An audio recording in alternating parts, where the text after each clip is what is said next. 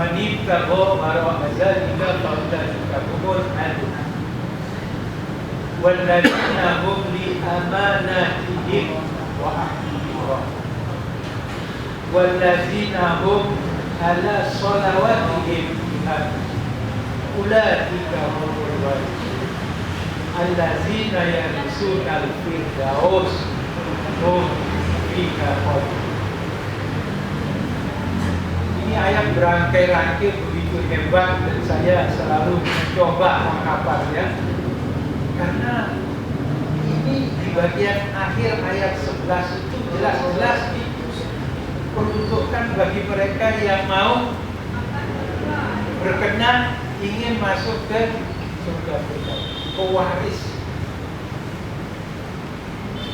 Ayat-ayat ini kalau kita perhatikan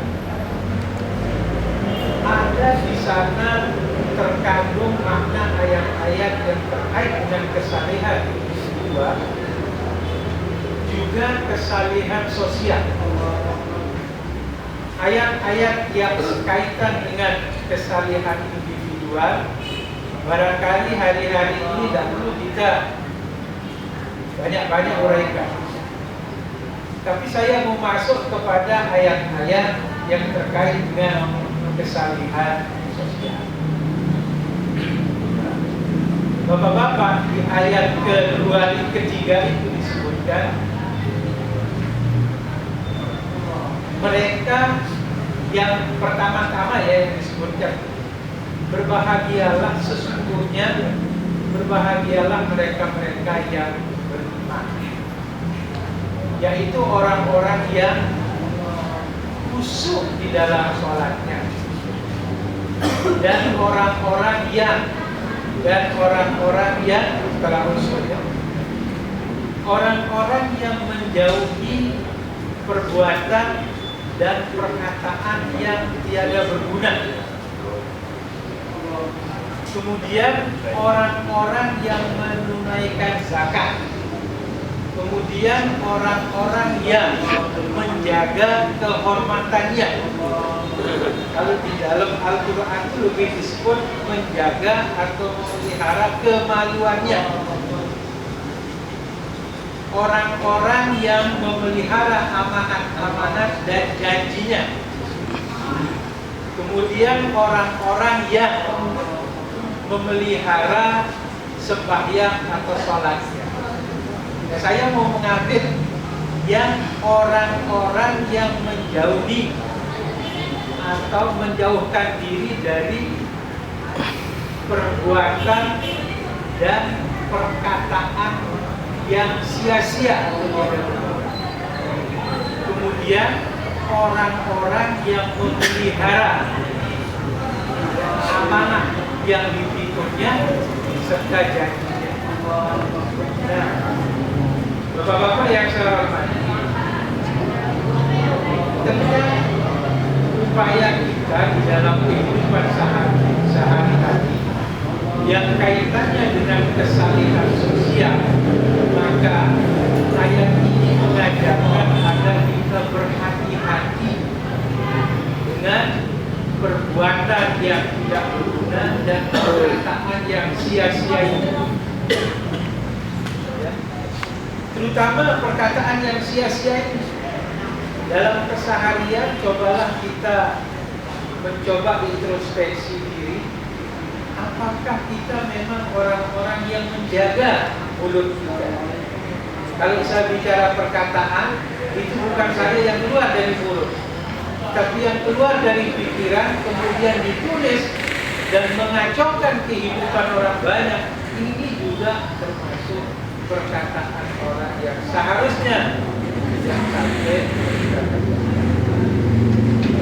Mohon maaf Bapak-bapak, situasi sekarang ini seperti kata Pak Sapri, kata Pak Ustadz Hasan Jadi dan yang lain-lain, situasi yang sedang cobaan berat buat bangsa Indonesia. Ada kemarin saya baca di WA-nya keluarga besar Muhammadiyah, salah satu tokoh kita yang sangat kita hormati, yang sangat luar biasa, adil hidupnya terhadap Muhammadiyah itu, sempat mengatakan kata-kata yang mohon maaf, saya kutip sedikit, itu sangat berat buat orang lain. Jadi tidak tahu karena kehebatannya. Ada kata-kata begini. Kata itu bersangkut paut dengan penistaan agama. Dia katakan hanya orang yang otaknya, hanya otak yang sakit saja yang menyimpulkan hal demikian. Yang penistaan. Bayangkan kata-kata seorang yang luar biasa hebatnya di Muhammadiyah sempat mengucapkan itu. Ini kemudian hubungannya dengan mereka yang selevel, profesor doktor, yang dengar juga profesor doktor yang terkenal, yang menyatakan bahwa hanya otak orang yang sakit yang menyimpulkan demikian. Demikian maksudnya sesuai dengan penistaan agama. Maka kacau lah Indonesia ini, kacau. Semua saling serang, kacau. Bayangkan kalau umpama Anda dikatakan otaknya tidak main. Mohon maaf, mohon maaf. Kita ini manusia, bedanya sama binatang itu di otaknya. Di otaknya. Karena otak itulah yang berfungsi berpikir, kemudian hati nurani yang memberikan pencerahan terhadap pikiran yang salah. Itu Pak, sampai hari ini terus saling tanpa henti. Hanya satu perkataan yang insya Allah perkataan ini akan lebih bijak kalau kita katakan begini. Akan lebih bijak meskipun dia sudah tua. Harusnya dia katakan mungkin kita perlu tinjauan kembali, jangan-jangan sudah salah. Jauh lebih enak. Berikan kesempatan. Tapi itu sudah terjadi, wallahu alam. Apa sebabnya saya tidak tahu. Saya orang bodoh hanya bisa melihat dari jauh saja bahwa begitulah kalau kata-kata ini kemudian menusuk satu dari orang dan kemudian itu mendekat, itu membuat kacau semua sesuatu. Ya. Perbuatan sekarang yang sia-sia, mohon maaf Pak, sehari-hari cobalah juga introspeksi dalam keseharian ini. Banyak tak sebenarnya perbuatan yang sia-sia? Saya ambil contoh kan, kalau Anda punya HP main dari pagi, ini sudah sia-sia. Main catur tidak berhenti dari pagi sampai pagi, dari pagi sampai malam. Main domino dari pagi sampai pagi, dari malam sampai malam. Perhatikan bahwa perbuatan ini seharusnya saudara-saudara hindari dan jauhkan. Banyak hal untuk mengisi kekosongan, misalkan kehadiran IT atau sarana yang luar biasa ini bukan selalu untuk menghabis-habiskan.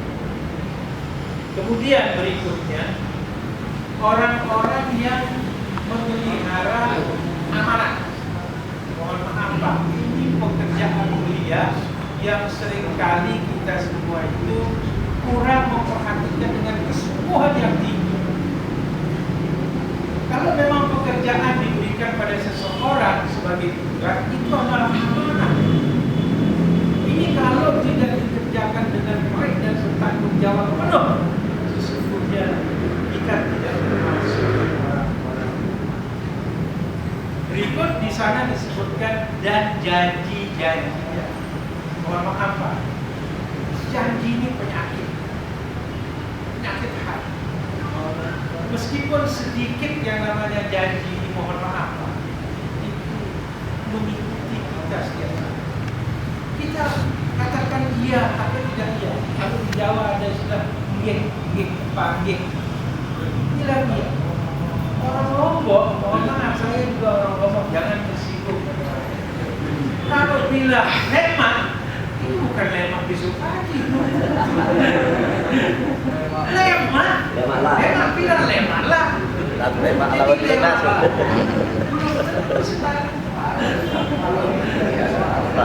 Dan mohon maaf, ini penyakit kita di sini. Mohon maaf ini sekali lagi, saya orang Lombok. Lombok ini penyakitnya yang paling terasa suka mengulur-ulur waktu. Ini lemak, ini makin. Jadi diulur dan dikerjakan langsung saat itu, padahal nah, Bapak-bapak, dalam kehidupan sosial kita sekarang, yang tiga inilah yang menjadi kekuatan orang untuk menjadi orang yang betul-betul diharapkan baik dalam dunia usaha maupun dunia kerja secara umum. Ya, ini setara dengan hadis Rasulullah bagi orang yang disebut ciri-ciri orang munafik. Kalau berkata-kata dia bohong, kalau berjanji dia ingkar, dan kalau diberi amanah dia ingkar. Padahal dunia kerja, dunia usaha ini yang nomor satu. Kalau Bapak main-main dengan tiga prinsip ini, maka tunggu tanggal mainnya tidak akan naik-naik menjadi orang yang sukses. Tidak akan pernah. Karena kesuksesan ditentukan oleh ini. Jangan coba-coba di dalam bekerja saudara berkata yang bohong. Jangan coba-coba tidak pegang amanah. Jangan coba-coba janji pura-pura. Maka menjadi pilihan buat atas saya. Karena itu saya mohon, mudah-mudahan terjadi orang-orang yang bisa masuk dalam jajaran mereka perkataannya tidak bohong, kemudian membawa amanah dengan sebaik-baiknya, dan tentu kalau terjadi jangan coba-coba main. Saya kira nanti sepulang dari sini, saya sangat berharap bapak-bapak atau ibu yang ada di belakang, tolong dibuka kembali surat Al-Quran. Kalau kita mau jadi kuat, bukan lagi. Karena itu pertama saya akan mengucapkan selamat bagi mereka yang mulai hari ini perkataannya tidak pernah bohong. Kedua, saya juga ucapkan selamat bagi mereka yang mulai hari ini menjaga selalu janji. Serta saya mengucapkan juga selamat kepada mereka yang mulai hari ini memegang amanah semua. Sekaligus kalau Anda nanti pelajari ayat-ayat ini sejak ayat nomor 2 sampai 8 bisa dilaksanakan jadi amalan keseharian kita. Saya mengucapkan selamat adalah waris surga. Kita di bawah. Waalaikumsalam.